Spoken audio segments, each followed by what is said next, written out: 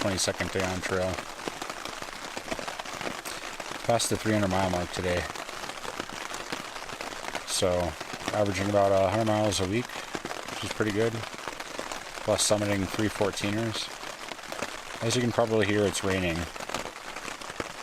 So I woke up to the rain this morning and I'm going to sleep to the rain tonight. I think with the hiking and the weather today just put me in a really bad headspace. And I did decide to share some of the things that have been on my mind lately while I've been out here. So it's a bit of a rant. Some of the thoughts and opinions of myself.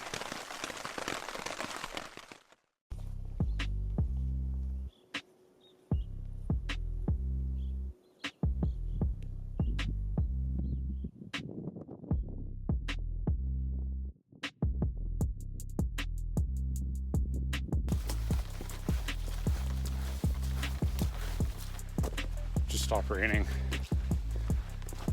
I'm happy about that. Not that it stopped raining, I'm actually happy that it did start raining.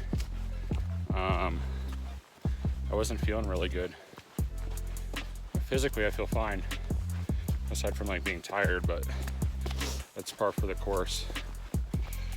The rain came. I had to put my thinking aside for a second. I had to reprioritize, get my foul weather gear on, kind of come up with some sort of plan. But you know, just in that act alone, and then walking through the rain for just a little bit, it's enough to kind of shake me out of it. You know, there's a physical aspect to these things, and there's a mental aspect also.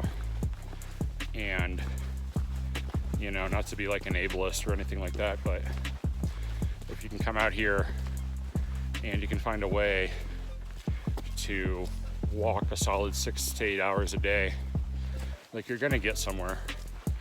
Doesn't matter how far you go during that period of time.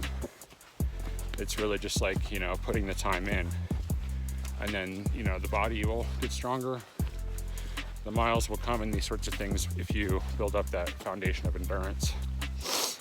So that's the physicality of it, but there's a crazy mental side too.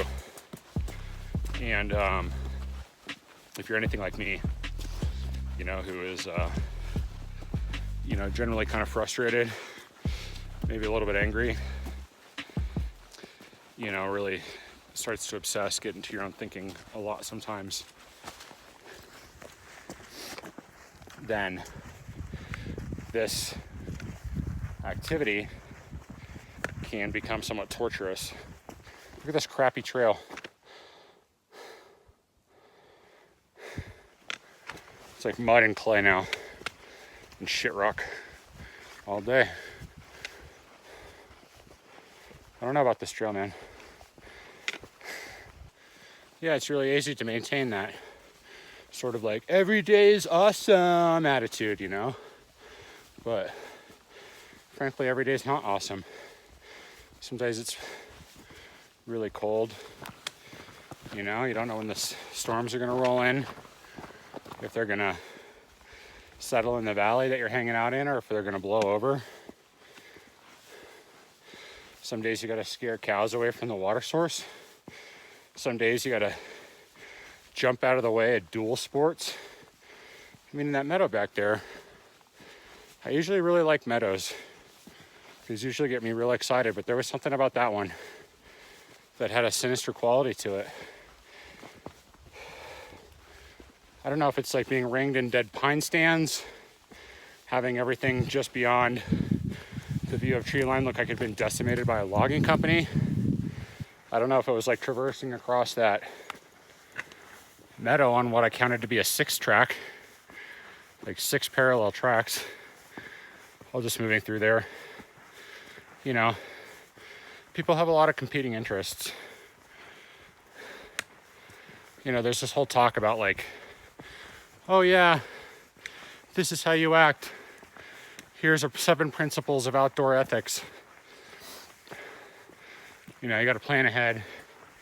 Be respectful of others, be respectful of wildlife. Camp and travel on durable surfaces. Pack out your shit. Minimize your campfire impacts. These sorts of things, you know? And individual hikers like go absolutely bananas about these LNT principles, you know? Like, it's the end of the world if they see like the corner of a Cliff Bar, like somewhere on the trail tread. But like, you know, where's the outrage when it comes to what appeared to have been a bulldozer, like just like clearing out a forest grade road of a couple miles on the CT?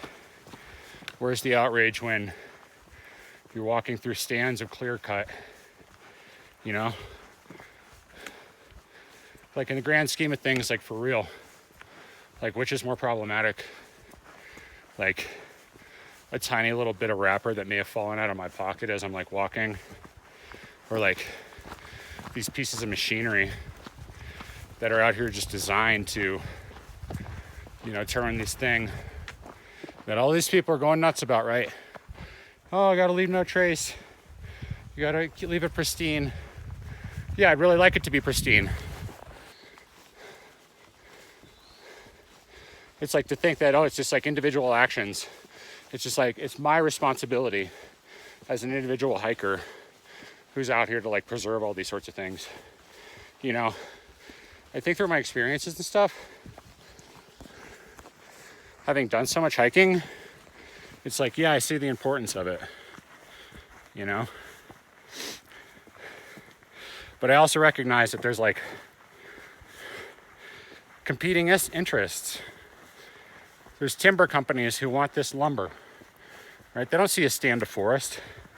You ever listen to these interviews with these guys, you know, and these logging companies and stuff? Like, they don't give a fuck about this forest. You stand around and you'd be like, oh, isn't this great? You know, all these like trees and stuff. It's so wonderful. But those motherfuckers will come out here with their machinery and all they see is a capital investment, you know? That's all this is.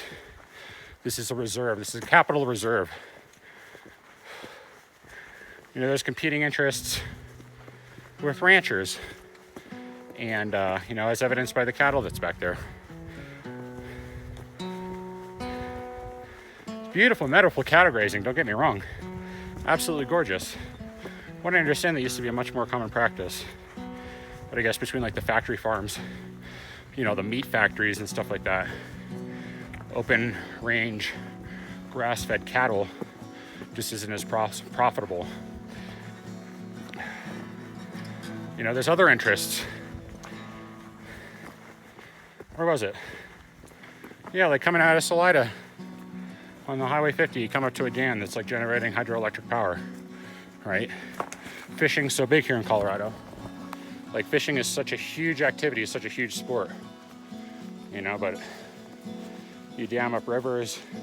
I'm not saying like here, nothing that I've seen, I don't think, maybe Waterton. But it's like, the fish can't go past the dam. They can't make it to their, you know, spawning headwaters. They can't return to their ancestral like breeding grounds, you know? The same sort of way we whitewash history. Yeah, plenty of monuments and placards and signs to commemorate, you know, all the activity that happened around these places, like what, post 1860 or whatever, whenever it was they found silver or gold or whatever, encouraged like all these prospectors to come out here, run away the native inhabitants, and start something new, as if this place was ahistorical prior to their arrival.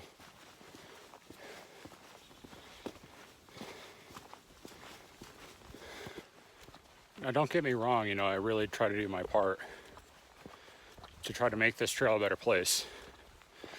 You know, I recognize, number one, you know, the people who've gone before, like, you know, to pave the way. You know, this trail just didn't come to be, you know, someone created it, someone thought about it. Someone recognized the importance and the significance, you know, that it would have. You know, yeah, I'm gonna build a 500-mile trail, you know. Well, what for? To walk it. Because if we're talking about, I think, like outdoor ethics, if we're talking about ethics at all, we really need to begin to expand the conversation about ethics, really start to incorporate virtue, I think, and excellence. And I found just something about being able to pass through these spaces, I think, as a human evolutionarily has been meant to. It's just like I'm able to come deep into these woods, and it's just sort of deep exploration kind of into myself, both as an individual, but at a universal level too, I think. What are we as humans, moving through these spaces? And so it's just like, there's a lot of people who I think could really benefit from this.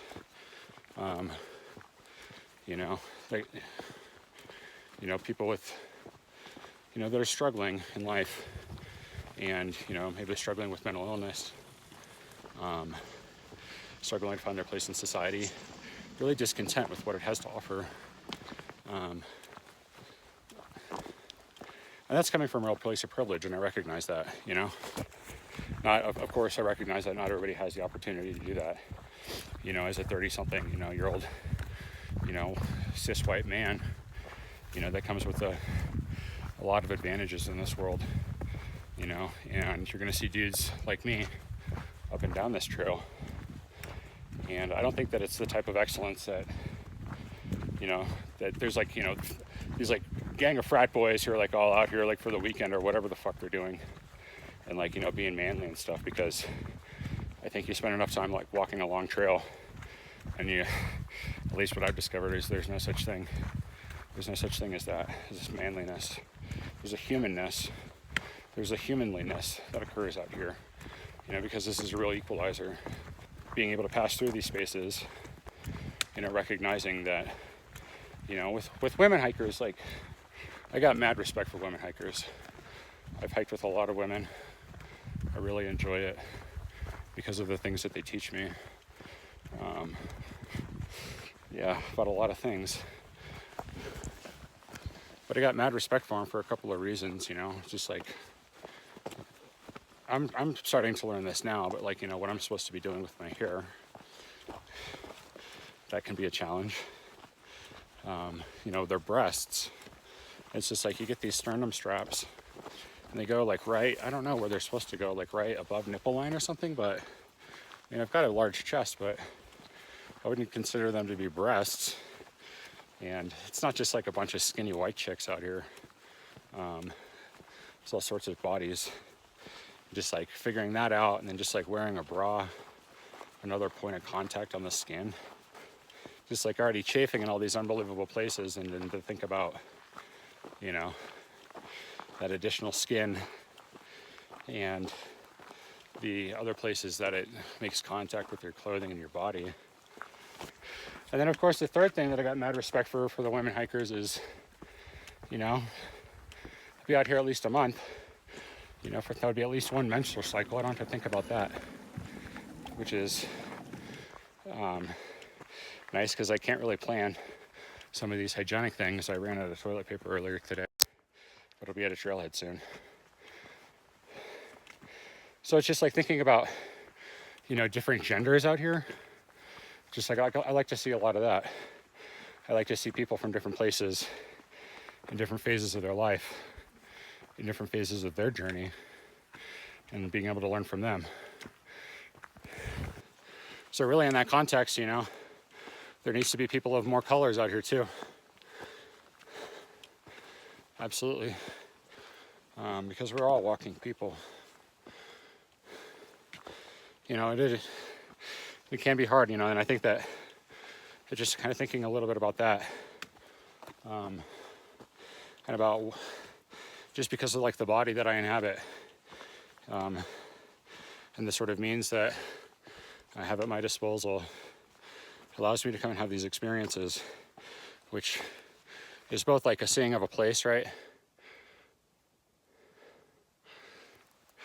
Working and trying to educate others about the importance of this place, about how best to preserve it, how best to respect it, really how best to show the gâchis, to the trail in a respectful manner. This brings up questions about these people who want to get high and mighty about outdoor ethics and leave no trace, I think the number one priority ought to be, we got to make this space as welcoming as possible to as many people as possible, because when the United States Forest Service decides to shut down most of their facilities, not offer any services, and yet the governor of the state of Colorado is encouraging everyone to get outside, that's a conflict of interest. And so I think that what's really happening is when people come out here and they see things that they don't like, people behaving in ways that they don't think are appropriate, but not dangerous, not destructive. And they come out here and they see things like graffiti on trail signs, or somebody tagging their name on a bunch of army junk. That's my opinion. So it's just you gotta really check yourself. Those people who are complaining about those sorts of things, pretty sure they don't get to see graffiti on a daily basis. They don't see broken glass on their street. They got sidewalks to walk on and shit. So when I talk about ethics, you really got to talk about justice, environmental justice, and racial justice too. Has access to these places. I love meeting people on trail. There's plenty of times I get to walk alone. You always have a chance to walk alone. But coming into the intersections of the walking people, that's what I'm after. Just want to be inspired,